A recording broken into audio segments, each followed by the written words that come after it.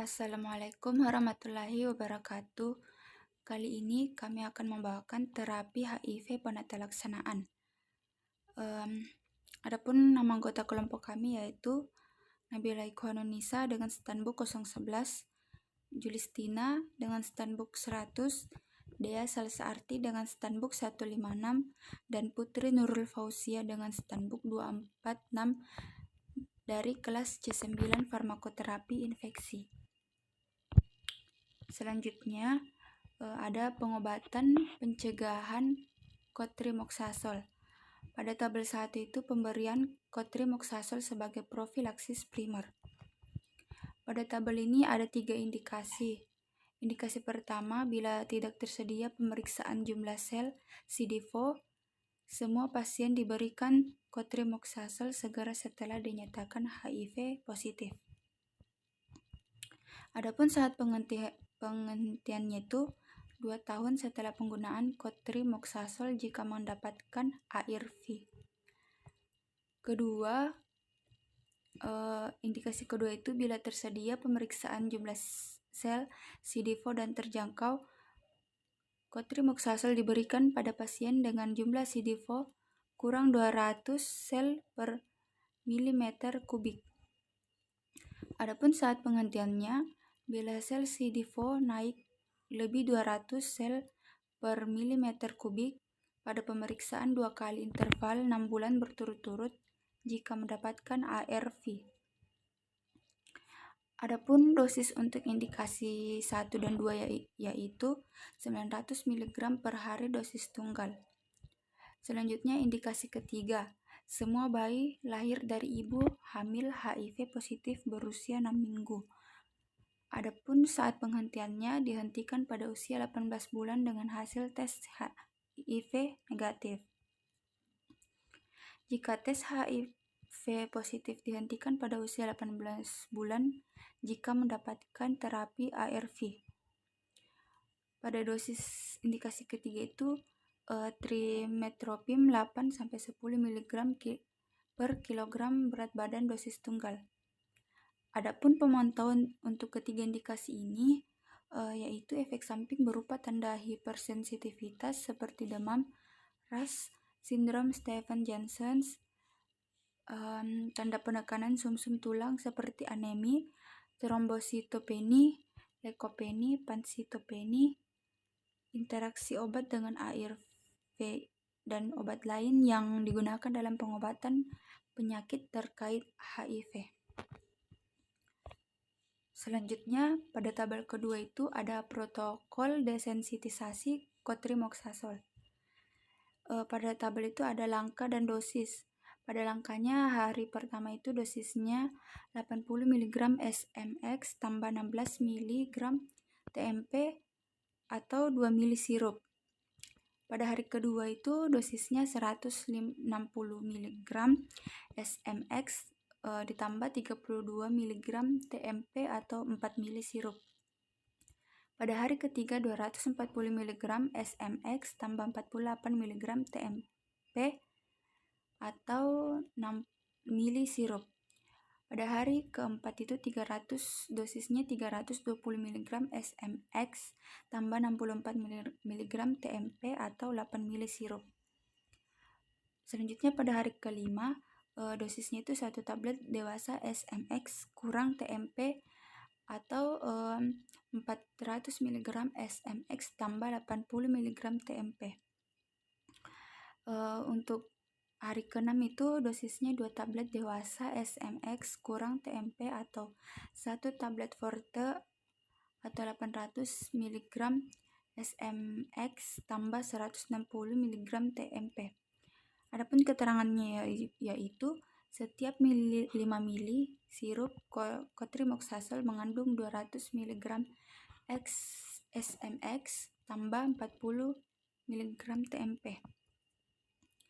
Selain protokol desensitisasi seperti di atas, terdapat desensitisasi cepat cotrimoxazole yang dapat dilakukan dalam waktu 5 jam atau dilakukan pada pasien rawat jalan dengan protokol sebagai berikut. Yaitu protokolnya pada tabel ketiga. protokol desensitisasi cepat cotrimoxazole. Pada tabel ini ada tercantum waktu, dosis, dan dilusi. Pada waktu 0, dosisnya itu 0,004 per 0,02 mg. Adapun dilusinya 1/10.000 atau 5 mili. Untuk waktu ke-1, dosisnya 0,04 per 0,2 mg, dilusinya 1/1000 atau 5 mili. Untuk waktu kedua, dosisnya 0,4 per 2 mg, dilusinya 1/100 atau 5 mili. Untuk waktu ketiga, 4-20 mg, dilusinya itu 1/10 atau 5 mili. Untuk waktu keempat, dosisnya itu 40 per 200 mg, dilusinya tidak diencerkan atau 5 mili. Waktu kelima, dosisnya itu 160 per 80 mg, dilusinya 1 tablet forte. Selanjutnya ada tata laksana pemberian ARV. Pada tabel keempat ini, saat memulai terapi pada ODHA dewasa.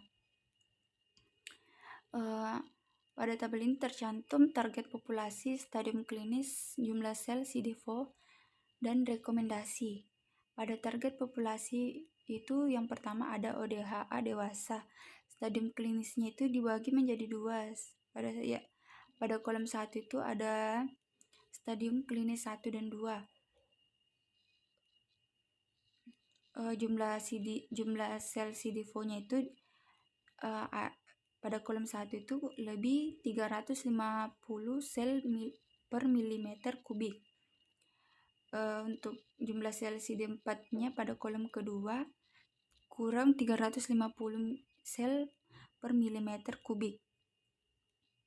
Adapun rekomendasinya yaitu memulai terapi, memonitor gejala klinis dan jumlah sel CD4 setiap 6-12 bulan. Rekomendasi keduanya itu mulai terapi. Untuk untuk kolom kedua pada stadium klinis ODHA dewasa itu ada stadium klinis 3 dan 4. Jumlah sel CD4-nya itu berapapun jumlah sel CD4. Rekomendasinya itu mulai terapi.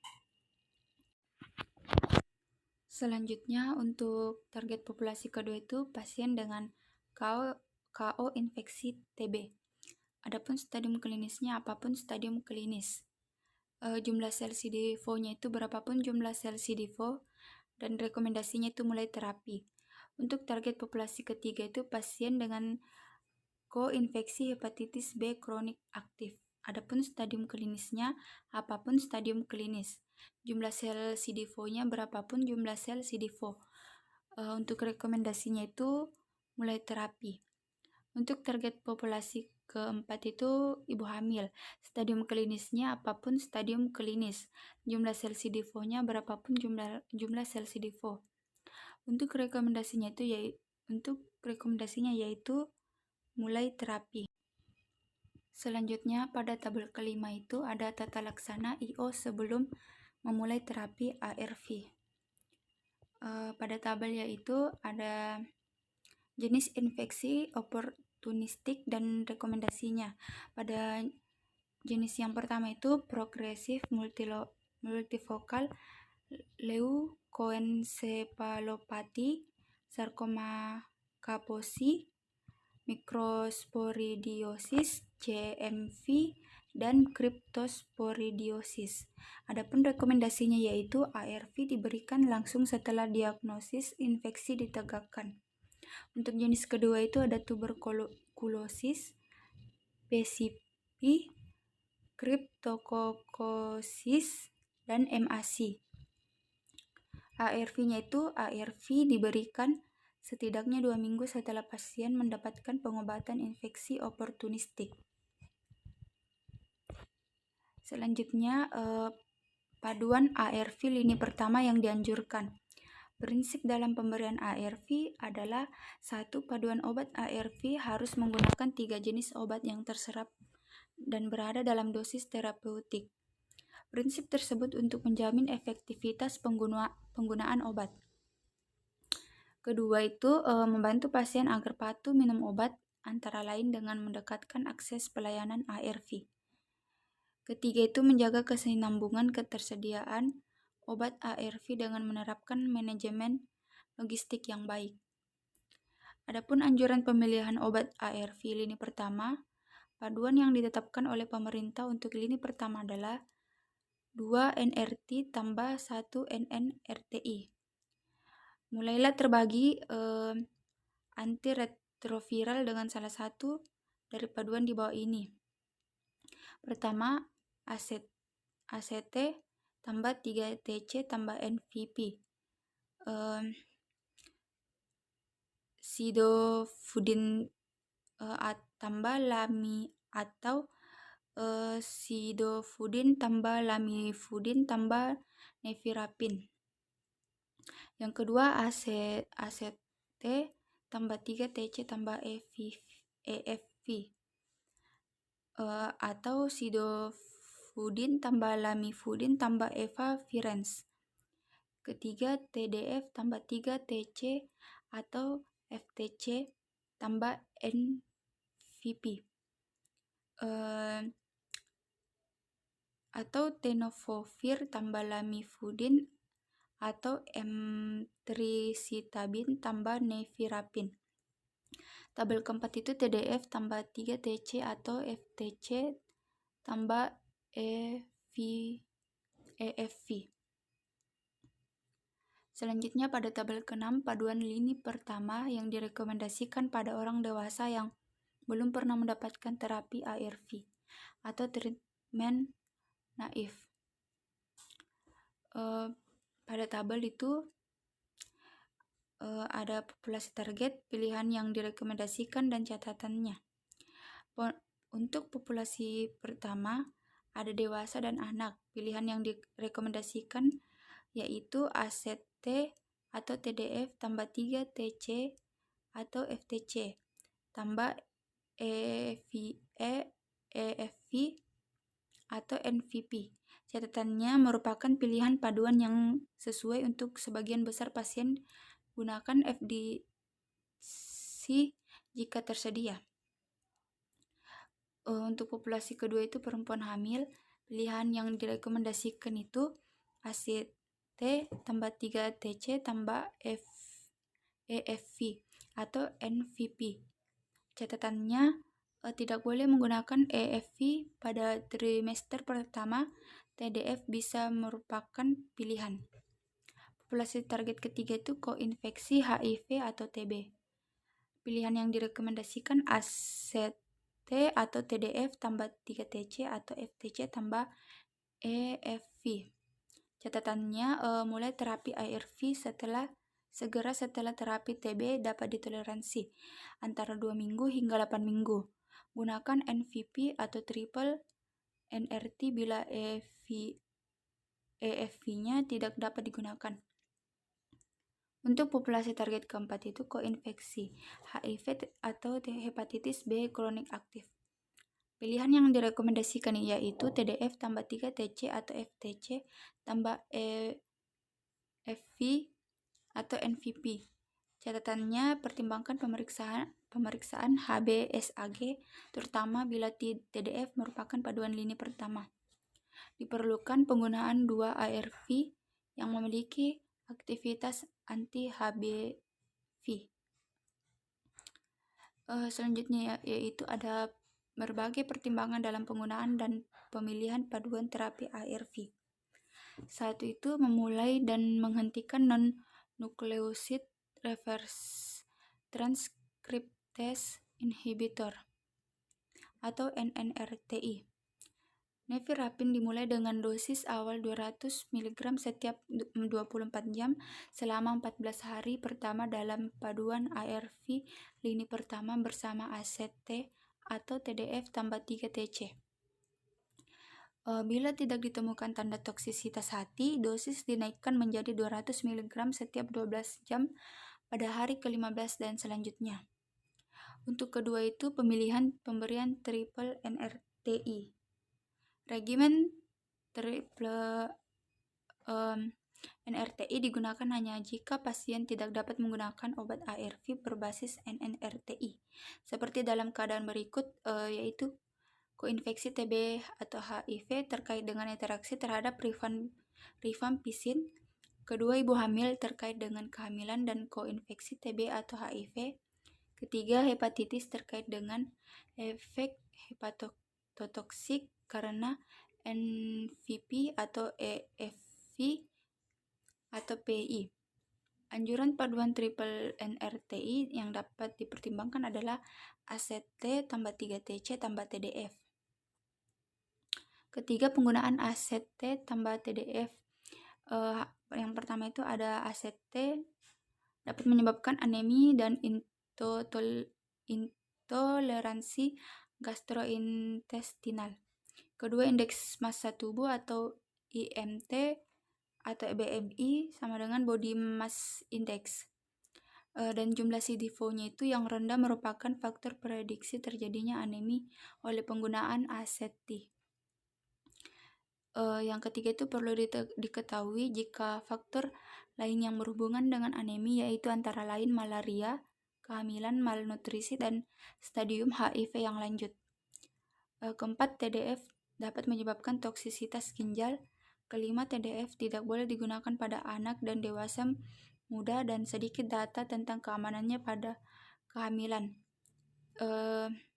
Yang keenam, TDF juga tersedia dalam sediaan FDC atau TDF tambah FTC dengan pemberian 1 kali sehari yang lebih mudah diterima.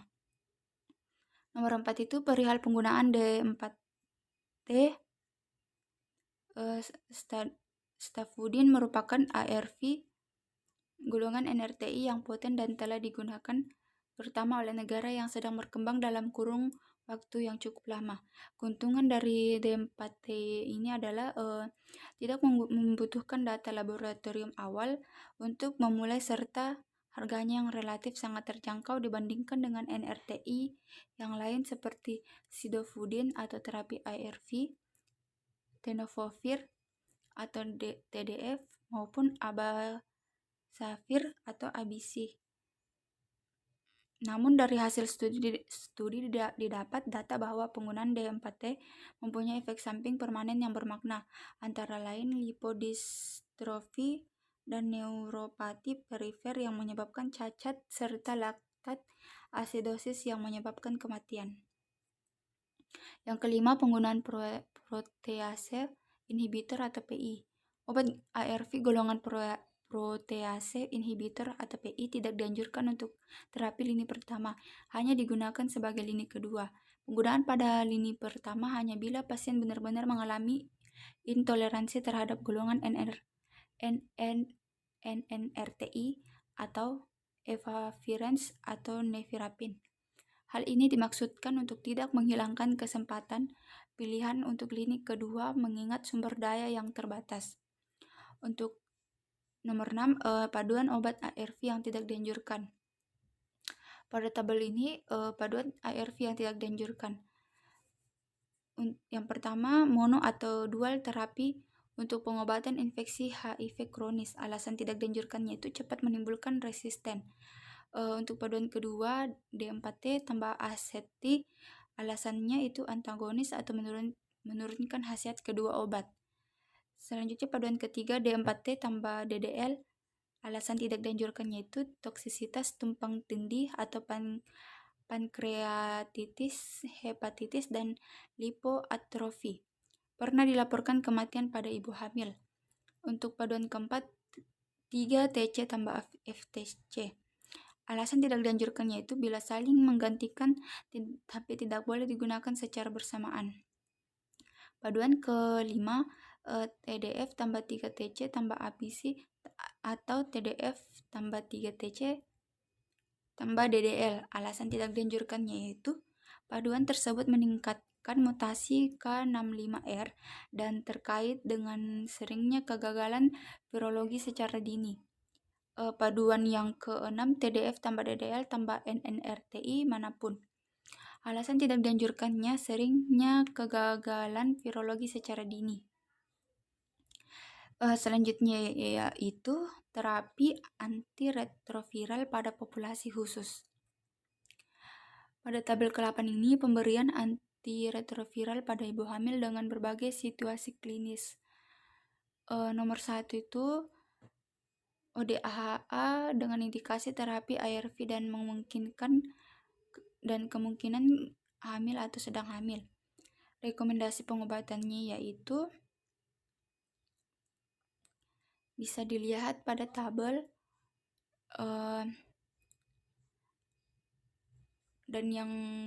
dan situasi yang kedua itu ODHA sedang menggunakan terapi ARV dan kemudian hamil. Rekomendasi pengobatannya itu bisa dilihat pada tabel juga.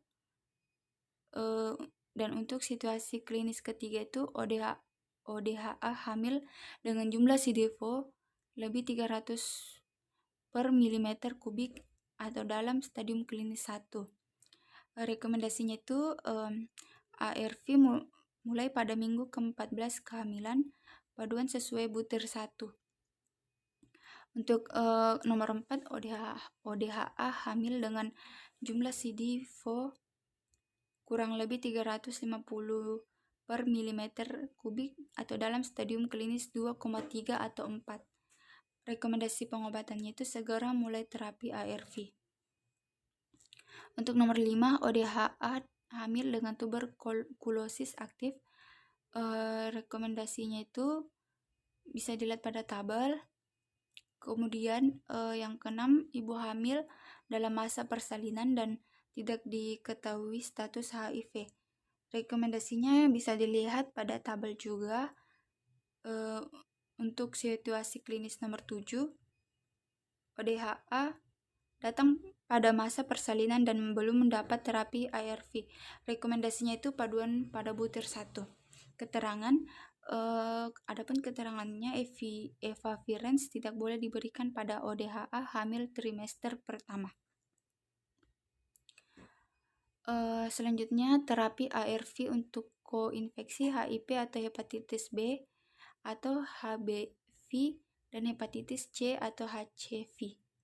Hepatitis merupakan salah satu penyakit yang ditularkan melalui darah dan merupakan salah satu penyakit koinfeksi pada HIV, khususnya hepatitis B dan C.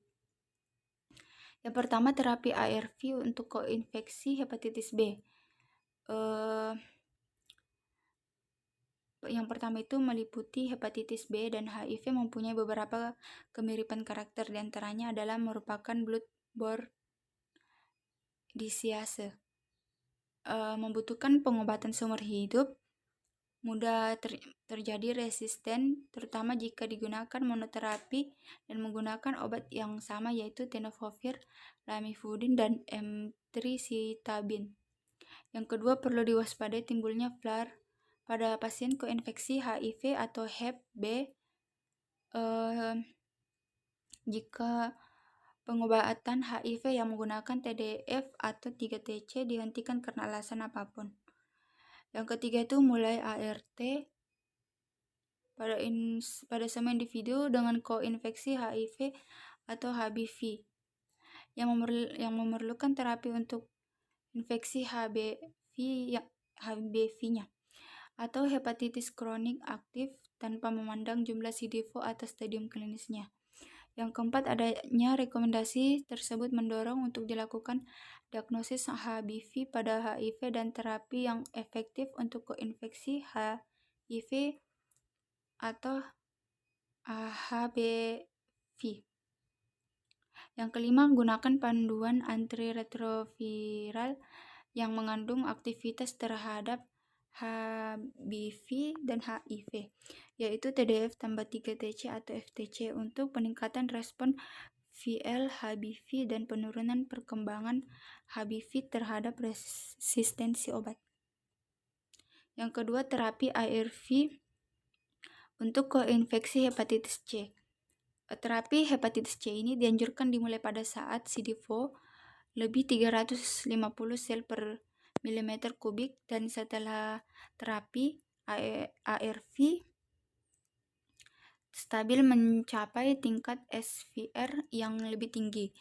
Pada tabel 9 ini risiko dari kombinasi obat untuk HIV atau HCV. Kombinasi obat yang pertama itu ribavirin tambah DDL. Risikonya pankreatitis atau asidosis laktat. Anjurannya tidak boleh diberikan secara bersamaan. Yang kedua ribavirin tambah aseti. Risikonya anemia, anjurannya perlu pengawasan ketat. Yang ketiga interferon tambah EFV. Risikonya depresi berat, anjurannya perlu pengawasan ketat. Tabel ke-10 pengobatan hepatitis C.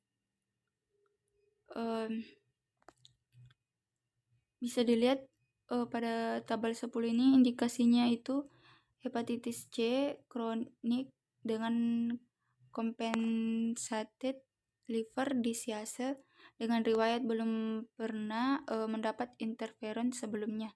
Kriteria pemberiannya itu anti-HCV dan HCV RNA tambah peningkatan SGPT, tidak dalam keadaan menyusui atau hamil. Keterangannya pegylated, interferon dan ribavirin bersifat teratogenik. Pemeriksaan kehamilan dan peningkatan alat KB perlu dilakukan.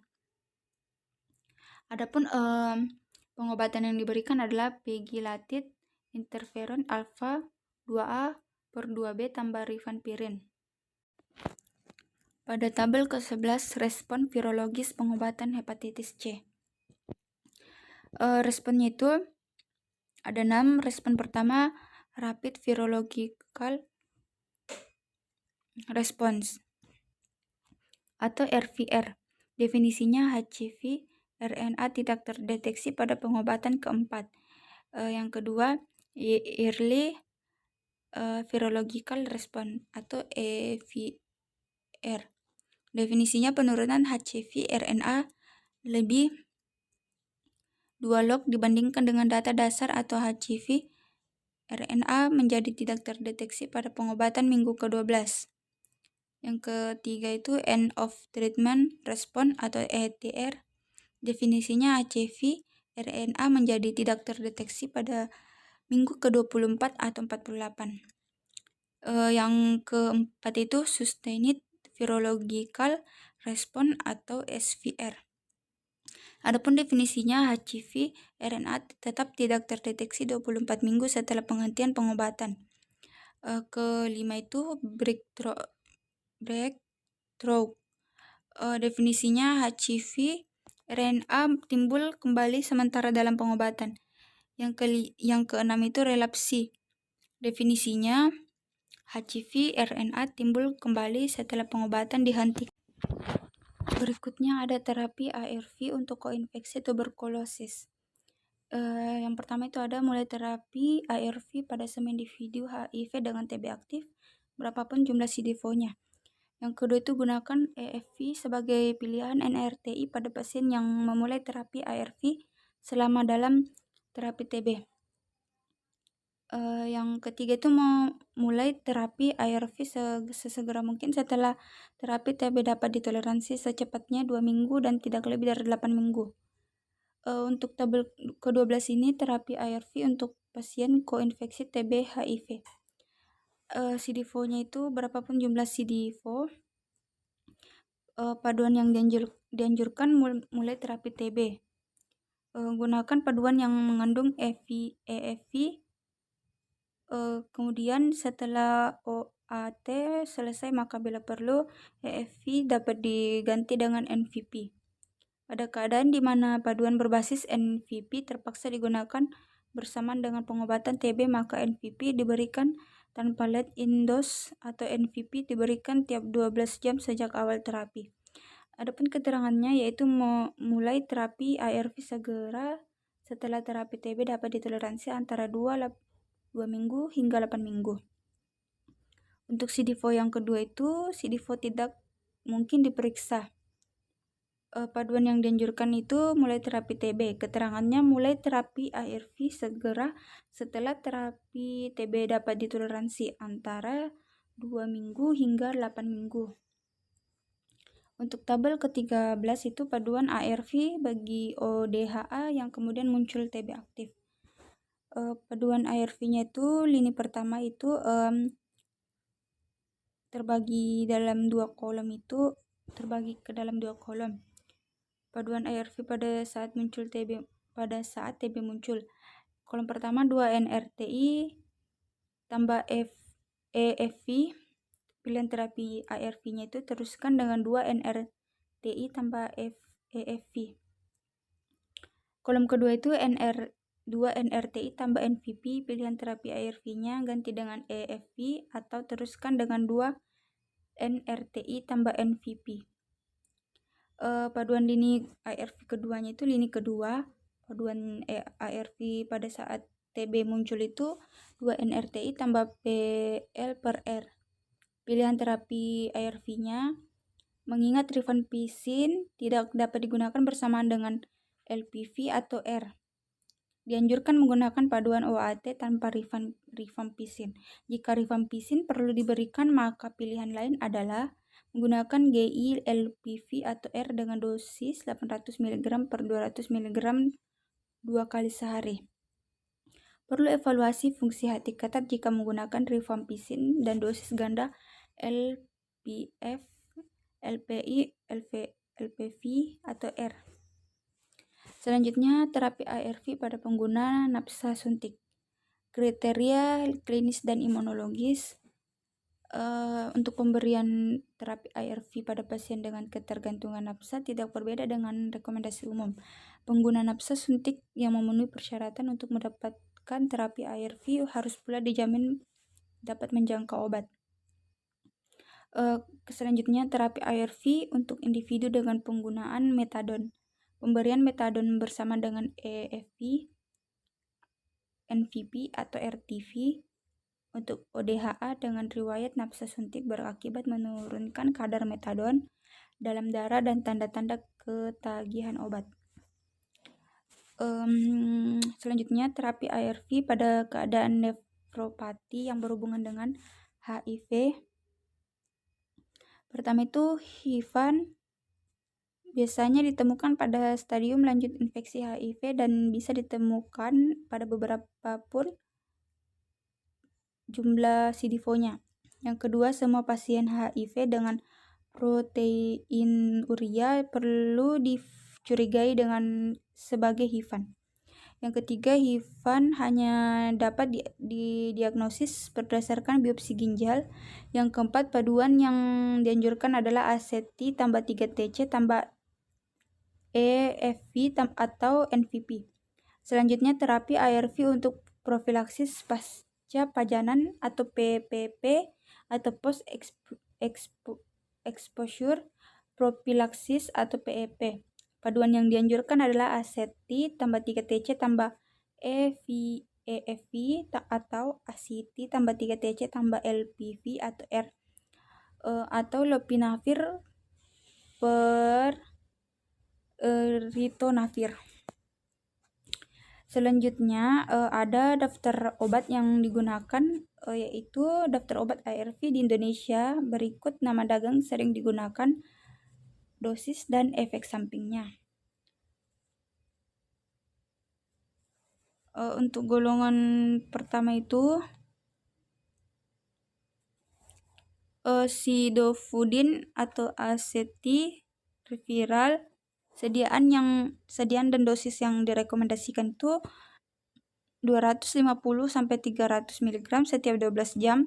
Dosis 250 mg dapat diberikan tanpa mengurangi efektivitas ACT dengan kemungkinan timbulnya efek samping yang lebih rendah untuk dosis 250 mg ini sementara tidak tersedia di Indonesia.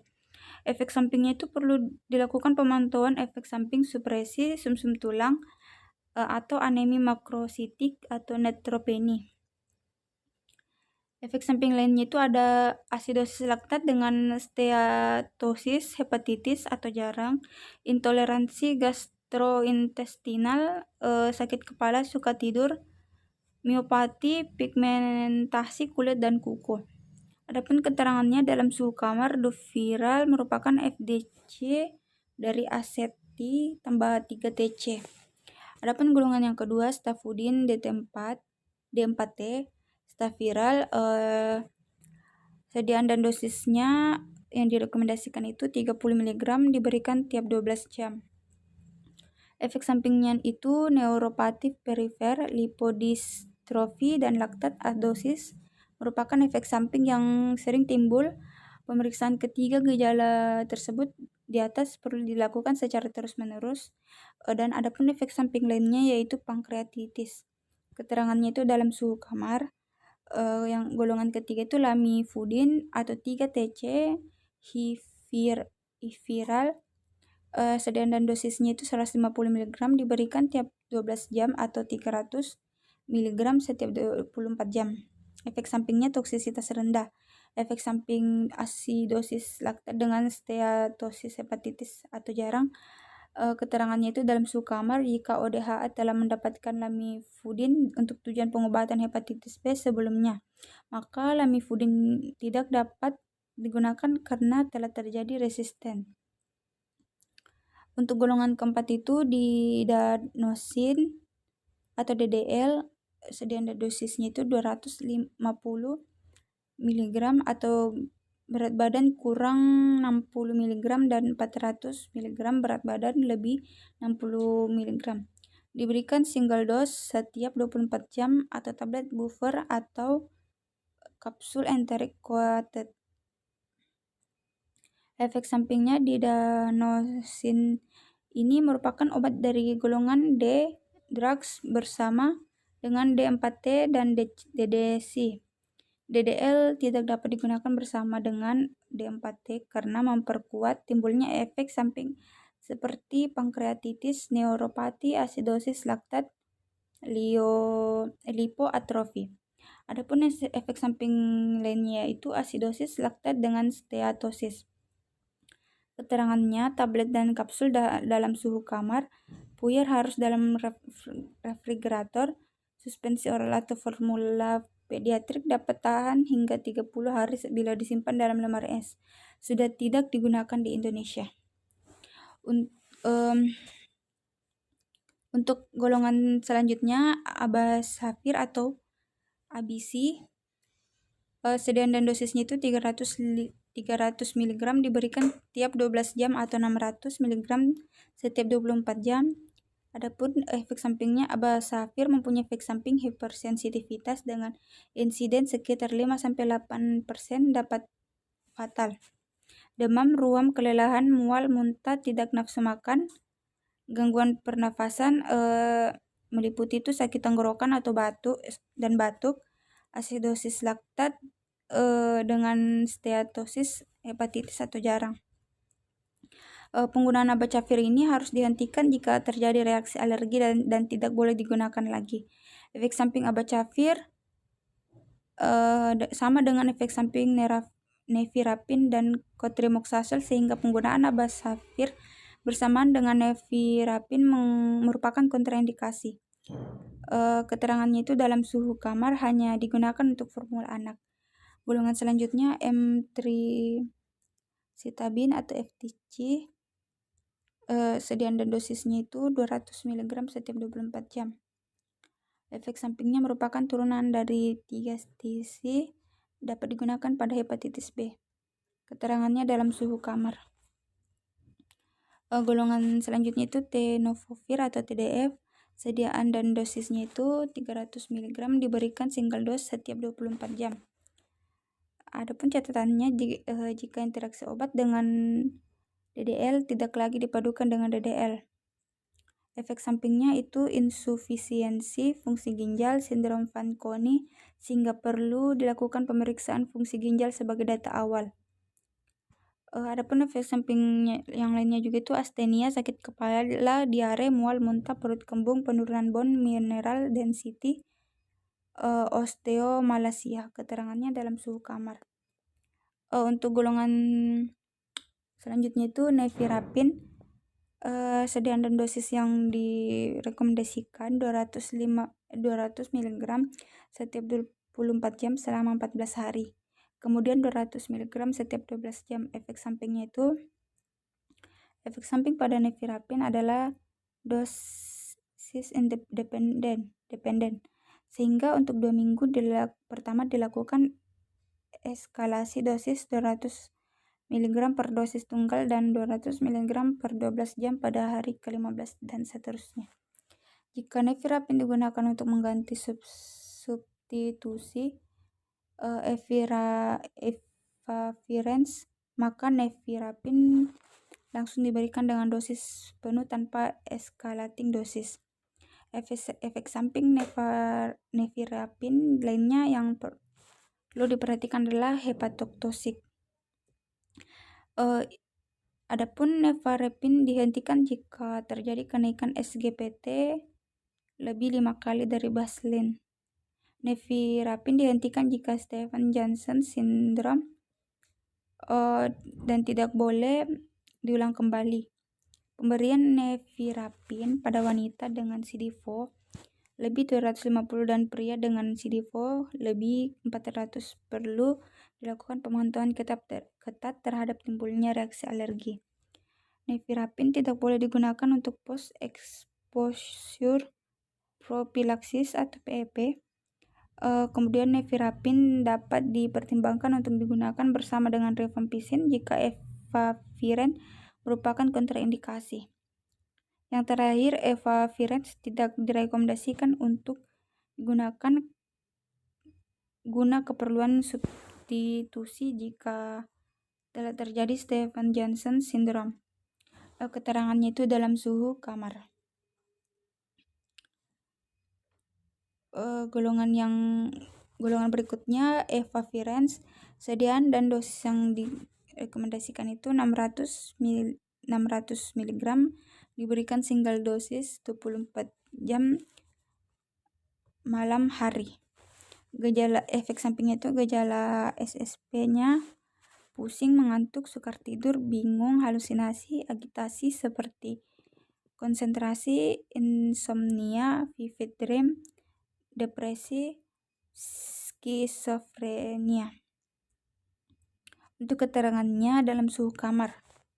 Selanjutnya golongan protease inhibitor atau PI, lopinavir atau ritonavir LPV/R.